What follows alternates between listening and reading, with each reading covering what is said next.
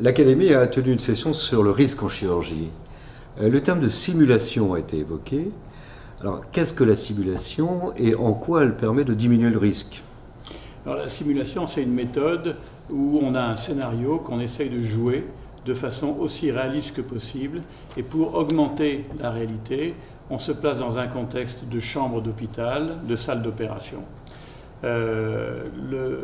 L'apprenant est immergé dans un univers et il a vraiment l'impression d'être l'acteur de cet univers.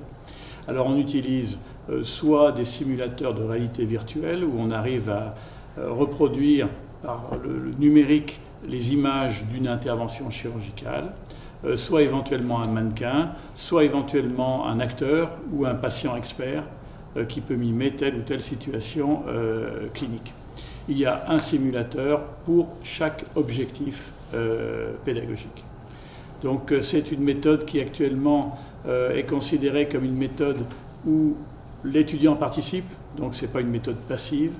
L'étudiant acquiert lui-même son expérience et donc c'est considéré comme une méthode très efficace pour acquérir des compétences, et non pas du savoir mais des compétences. Est-ce que ce type de formation par simulation est disponible dans tous les établissements?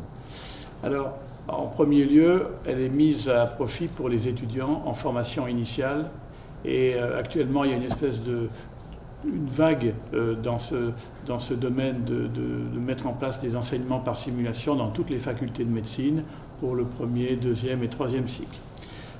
Ensuite, pour ce qui est de la formation dite continue, le développement professionnel continu, il peut être réalisé soit dans des centres de simulation, où c'est l'apprenant qui va au centre de simulation, soit éventuellement, il peut être fait in situ, et là c'est l'équipe pédagogique qui se déplace dans l'établissement de santé, dans le bloc opératoire, dans le service de réanimation, et qui va jouer avec les propres acteurs du service dans le cadre architectural qu'ils connaissent, avec les relations humaines qu'ils connaissent, qui va jouer des scénarios qui permettent de mettre en situation tel ou tel accident grave. Donc c'est une méthode qui est très intéressante parce qu'elle restaure le droit à l'erreur. On peut faire une erreur et au contraire c'est par les erreurs qu'on va apprendre plutôt que de faire la première fois sur le patient comme on veut bien, comme le dit l'adage. Donc c'est une méthode qui est disponible, dont le coût peut être variable entre le coût d'acquisition d'un simulateur électronique qui est très coûteux, mais la simulation in situ n'est pas extrêmement coûteuse. Donc c'est un ensemble, un mélange de l'utilisation de tous ces simulateurs qui permet de réaliser des programmes pédagogiques qui sont efficaces. Et le risque est diminué.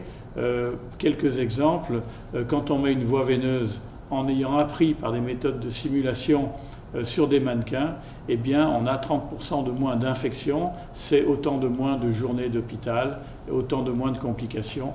Donc, il y a un bénéfice par rapport à l'économie, par rapport au résultat in fine sur le patient qui est évident avec ces techniques. Merci.